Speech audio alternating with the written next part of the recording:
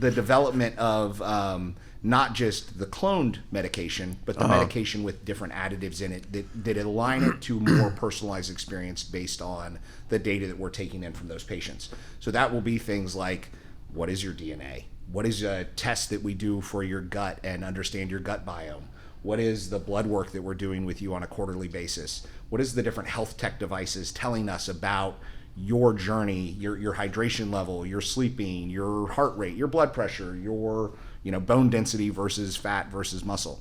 All of those will become indicators that allow our medical team to say, for Chris, we're going to do tirzepatide, but with these two additives. Hi, I'm Chris Nedza, lead entrepreneur in residence of the Advanced Technology Development Center at Georgia Tech. We're the state of Georgia's technology incubator. Welcome to Season 1 of the ATDC podcast, Executive Bytes. We focus on the startup founders in our portfolio, what sparked them to launch their companies, the market problem they've solved, and even how they overcame the thoughts of quitting when times get rough. Enjoy. So today we're going to talk to Scott Ryan and Chris Spears. Chris Spears is the CEO of Orderly Meds, and I heard an AI podcast that was generated, and I love how it goes. And this guy really gets it. So he does. He gets it.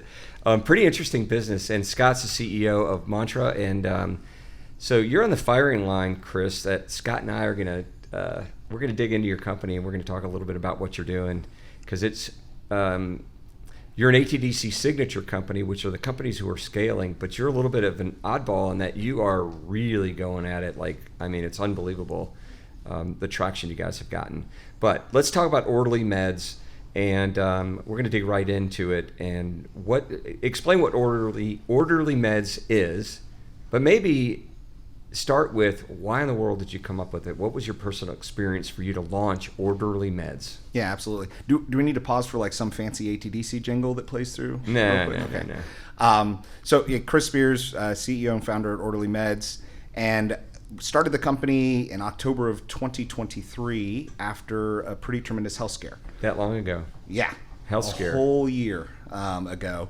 And then you rewind to say one more year, in October of 2022, I ended up in the ICU, a couple of ulcers, leaking, transfusion of 4.5 pints of blood. So I was on the bottom end of were you meeting with the living. Yeah. So I come out of that. My primary care physician, she recommended that I could stand to lose a couple of pounds. I didn't disagree. Define with a couple. I can easily lose. If I dropped 50 pounds, I don't think she'd have been unhappy with 50 with me. And so I got a prescription for Ozempic, which is the fancy weight loss drug that is all over everything. Yeah. And my insurance company said, absolutely not. You're not a diabetic. You can't get this covered under insurance. And if you're not aware, Ozempic rack rate is going to be $1,200 to $1,800 a month. Wait a minute. So if I can't get a prescription, I better be ready to shell out $1,200 to $1,800. Wow. Okay. How much is Wegovy? Very same. Yeah. Oh, okay. There's 4 drugs, and they all kind of fall in that price range. Yeah. Okay. Right. So I went to the pharmacy anyway, and I said, I've got this prescription. How can I get Ozempic?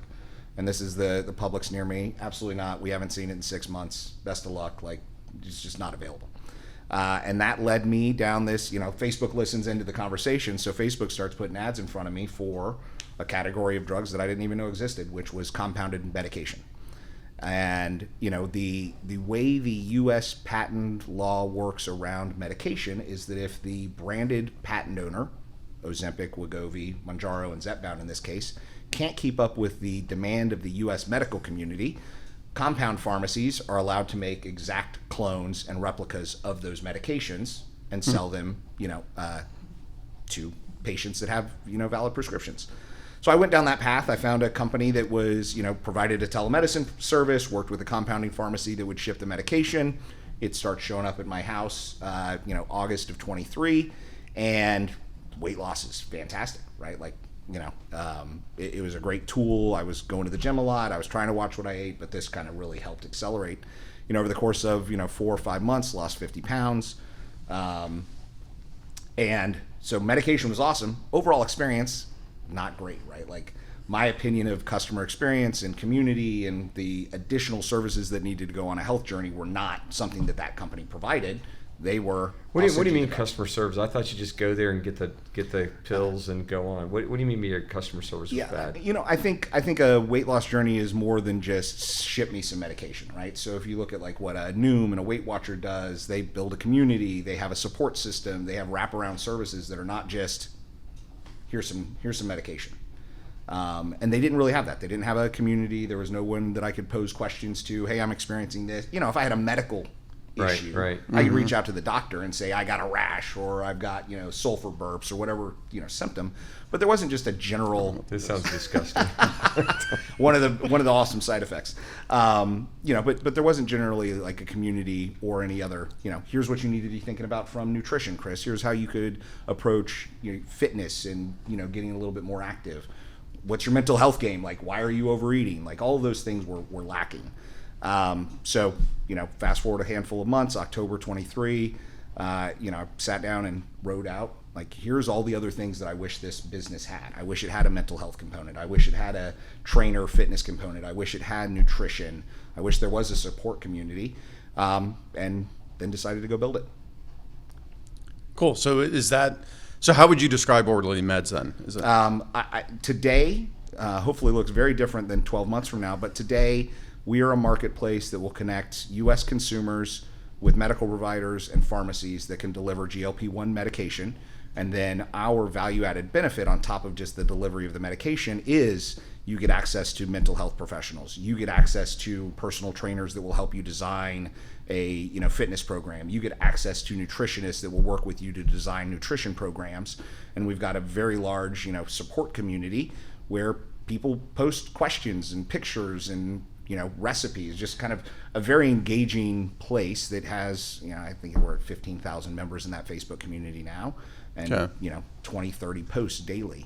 All right, so what's a GLP? GLP-1, right? What is that? You don't know that? I was asking for you because I know. I'm asking for a friend. I'm not even going to try to pronounce it. You don't have to. Just is it a generic drug or is it the type of drug that these are? GLP-1 is the category of drugs that these weight loss fall into. Got it. So, okay. Ozempic and Wegovy are based on a active ingredient called semaglutide, however you want to pronounce it. That's a GLP-1 drug. So what wouldn't be a GLP drug? Not those 4 drugs. So the GLP-1 is only those 4 drugs right now. There's Zymbalta. Zymbalta would not be. Zymbalta is not. Yeah. Your hair loss, your anti-aging skin cream with testosterone. All of those kind of things would not be a GLP-1 drug. But Ozempic and Wegovy are a GLP-1. Manjaro and Zepbound are GLP-1. So if I'm a consumer and I want to lose a few pounds, can I just go to your website and order?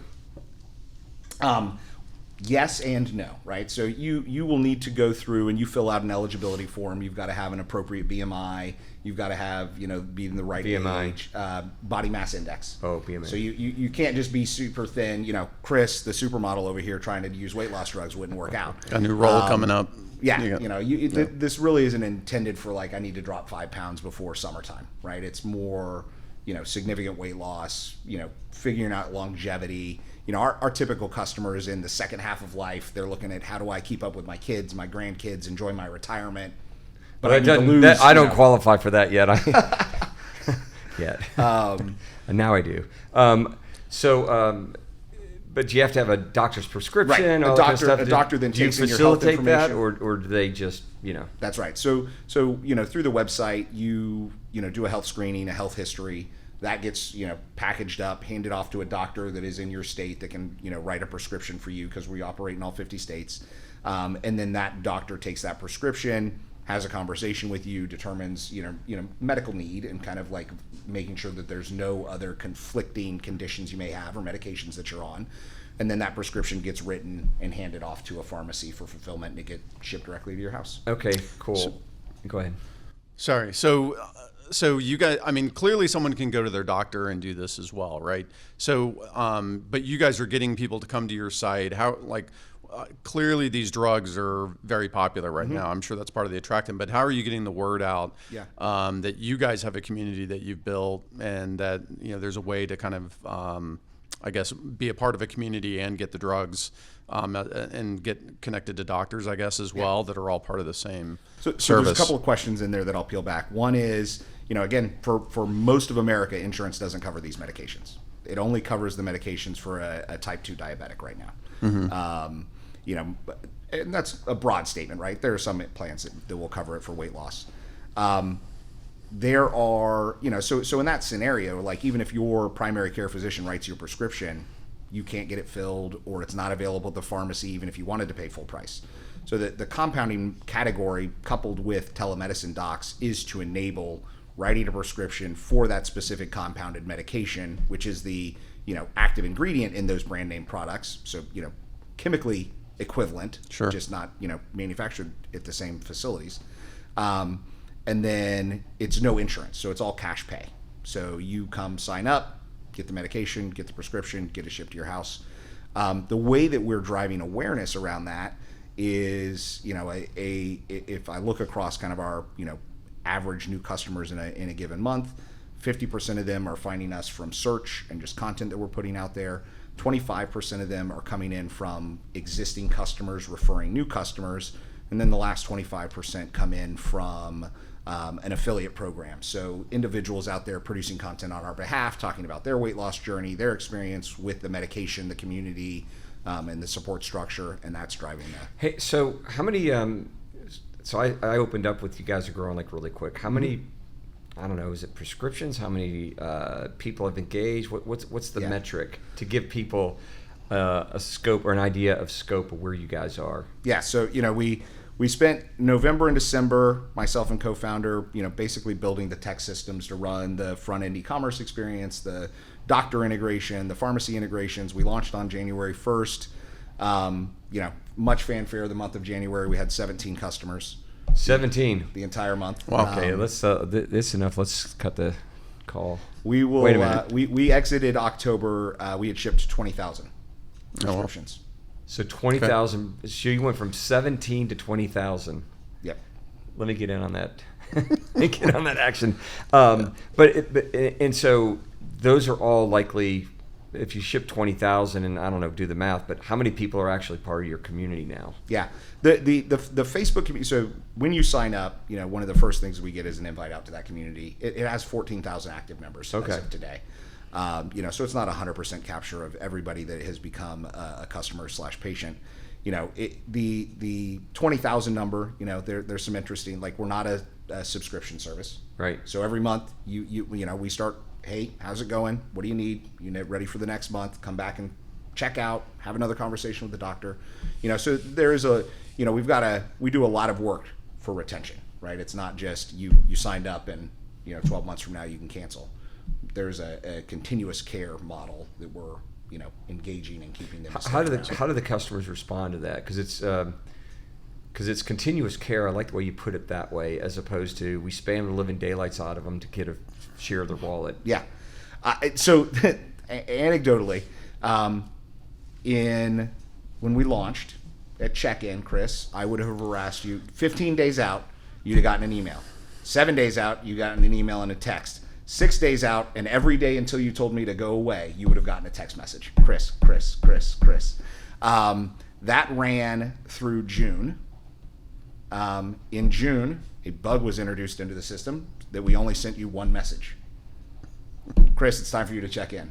You would think that's a huge, the drop-off should have been insane. It didn't change our conversion rate. Interesting. Oh, well. So, it's while I would love to say that we're doing this incredible job harassing you and making sure that you come back, the reality is that, the results kind of speak for themselves. People continue to come back and my point was that it's much more focused on the community and care versus share of wallet and get more orders from somebody. Right. So and that's right. I mean, there's not really we can't increase our average cart size, right? You buy this, it's 4 weeks worth. You come back and buy 4 weeks again. Yeah. So I guess just looking at, clearly the semaglutide market has a huge amount of popularity around it right now. Where are you guys looking to take the business? Because I guess I can see a couple of things. One is other types of drugs that are insanely popular versus just looking at the weight loss market and other, either medications or formulary or whatever that might be in that market? Yeah, that's a tremendous question. We started saying that the reason this category exists is because these medications are on the shortage list and it allows us to create copies.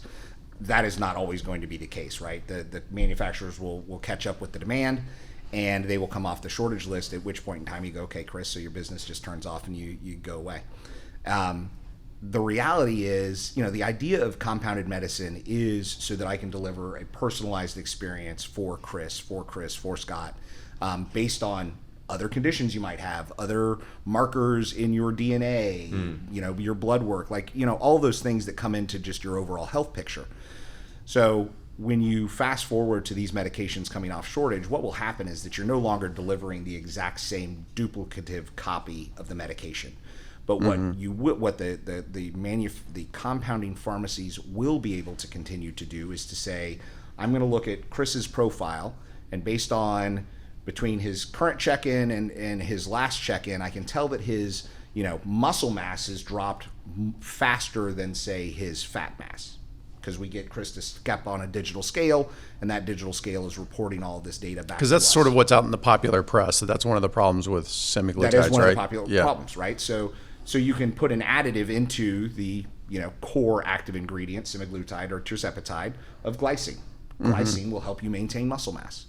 So you start to, what we're going to look at is I'm on glycine. The development of not just the cloned medication, but the medication with different additives in it that align it to more personalized experience based on the data that we're taking in from those patients. So that will be things like, what is your DNA? What is a test that we do for your gut and understand your gut biome?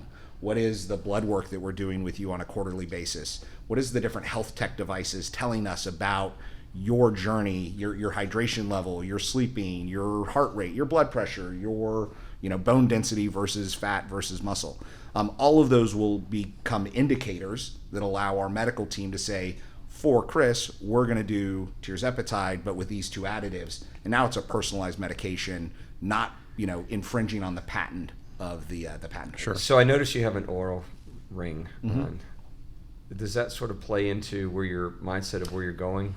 Absolutely. So got one of these rings just to see what kind of data comes off of it that we could feed into that model.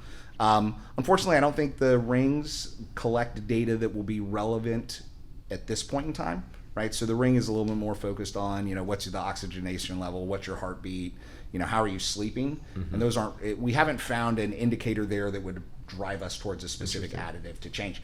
That being said, I've got a digital scale at home that when I step on it, it's like, here's how hydrated you are. Here's your bone density. Which one do you have? I've got a couple at this point because we were testing all of them. Okay. The fanciest one is Hume, Hume. It's got like handlebars you pull out, you stand there, and then there's some of the I think that one was like $180, but they go all the way down to like, I've got a Renfro that's $22 that kicks out very similar. You're like a walking experiment. Oh yeah, I've got a Lumen. I did a continuous glucose monitor. Like, we tested a whole host of different tech to see what kind of data we could get off of it to feed that algorithm. So if you think about that model, right? Like, we're investing heavily in this data collection scheme so that we can then drive personalized medicine. So when the meds come off the shortage list, a lot of our competition is just going to go away. They're not investing like that to collect all these extra. They're going to look at it and go, I can't sell the clone, I'm out of the game. At which point in time, Scott, to your question, the business will transfer over to be more of a platform play, right? We want to have the right tech stack.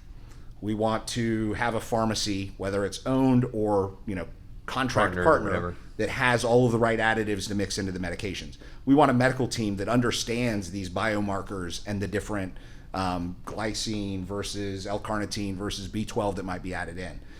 So you stack all that together and we become a platform for all the companies that haven't been investing over the last 12 months and go, okay, cool, you've got 50,000 customers you just turned off because these meds went off the shortage list.